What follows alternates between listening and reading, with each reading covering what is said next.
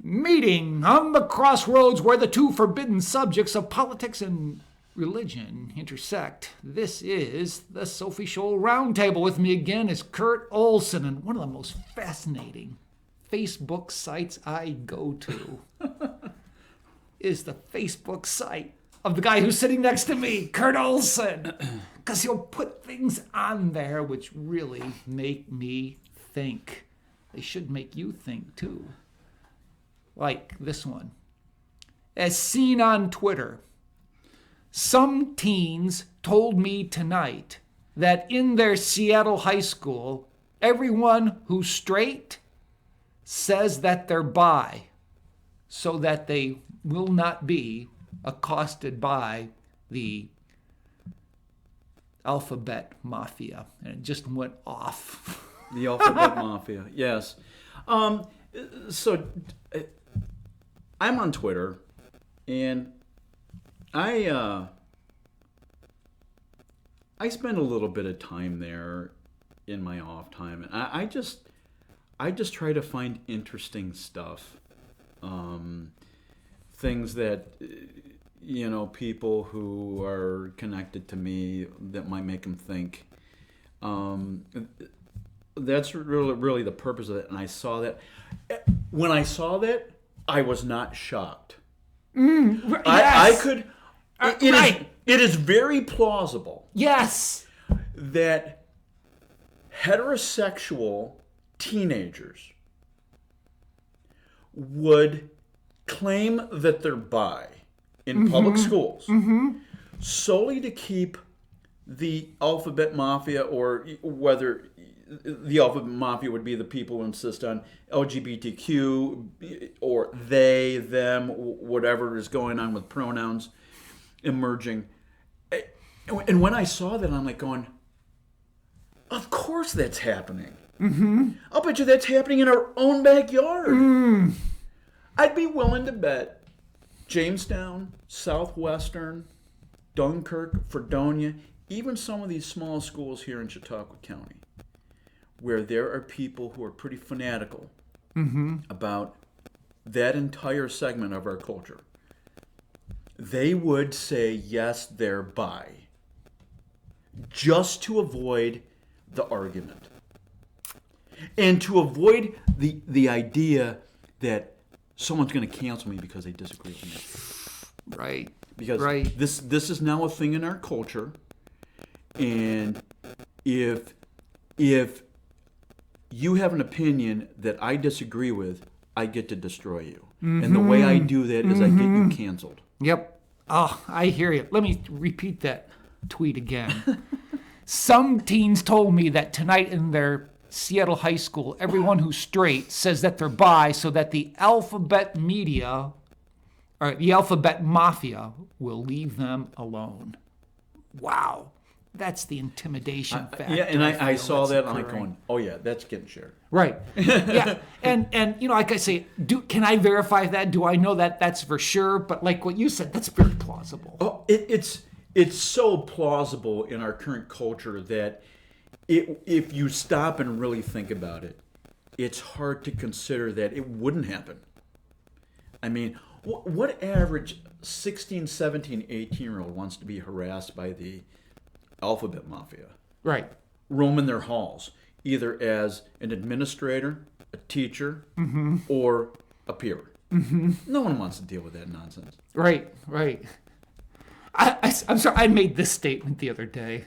Yeah, go ahead. Given the left's presence in education, is the left more comfortable with Bibles instructing children or drag queens sexualizing them? Oh, they're far more comfortable with drag queens sexualizing. Yes, agree. One of the reasons I'm on Twitter, and it's not because of Elon Musk, one of the reasons I'm on Twitter is because you see things there. My guess is it's also been shared on Instagram. But you see things that you will not find in the mainstream media.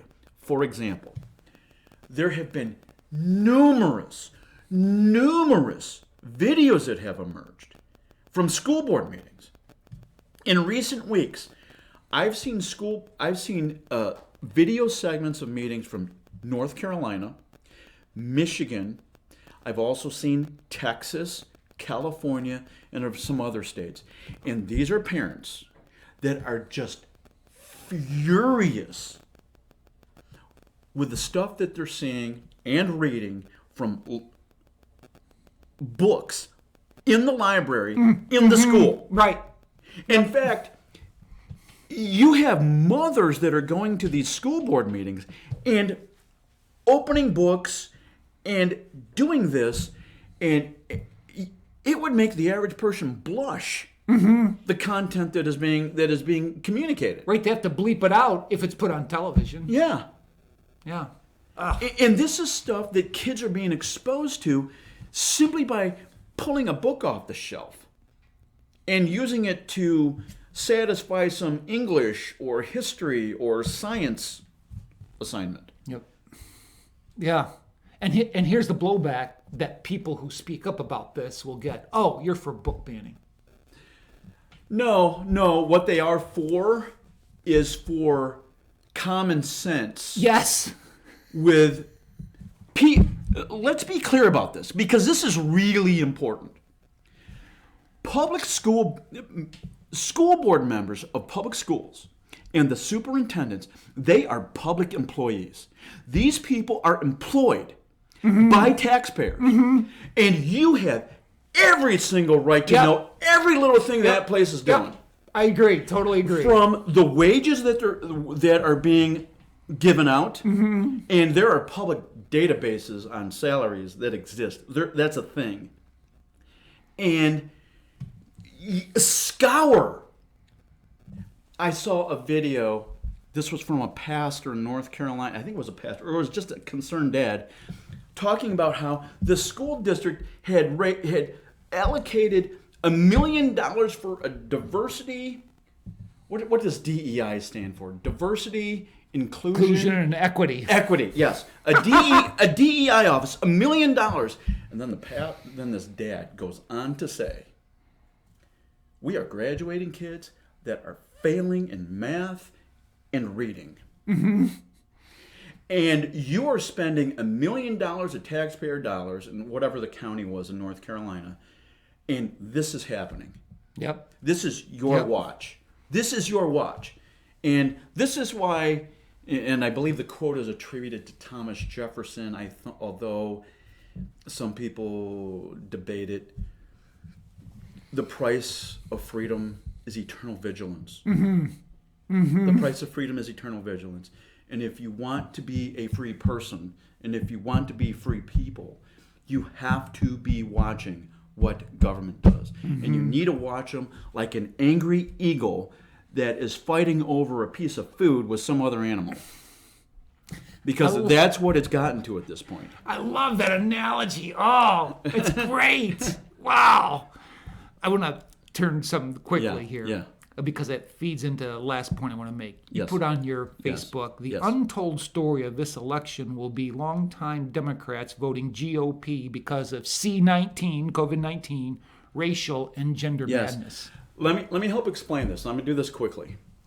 Beginning sometime in either late 20 or early 21, I started seeing liberals on Twitter. And these people were aghast at how their party was responding to COVID. They were angry about what they were doing to school children. They were angry about the lack of debate. Go down the list of things.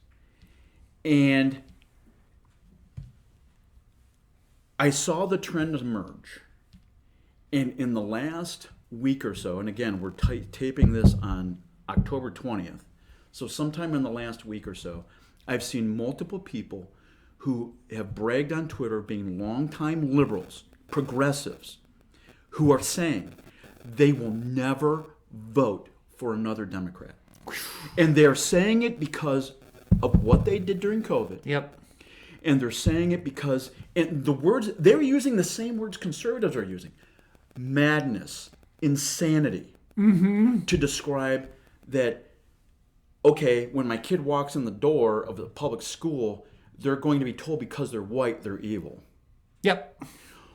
Or, as we just talked about, the alphabet mafia. That's a thing. And we are in a period of time where we have public officials who can't even define what a woman is.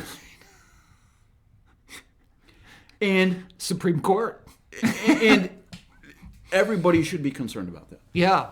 And it's interesting. You can take this to the next level. We've heard about Tulsi Gabbard leaving the Democrat Party, but you have on your Facebook page yet another lifelong Democrat saying that she will be voting red, I believe, in every election for the foreseeable future. This lady, if it's who I think it is, Jen and Youns, this lady, that lady is involved in the lawsuit in Louisiana and Missouri that is targeting the Biden administration in their collusion with big tech over censorship during COVID-19. And there are some creatures that are lurking under some rug somewhere that is going to get pulled back, and we're going to see how actually ugly the whole thing was.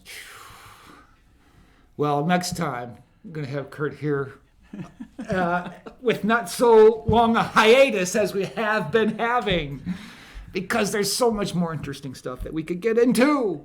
But that's enough for now, and we don't want to get ourselves into trouble. All right. Well, with that being said, we'll do another edition sometime of the Sophie Scholl Roundtable.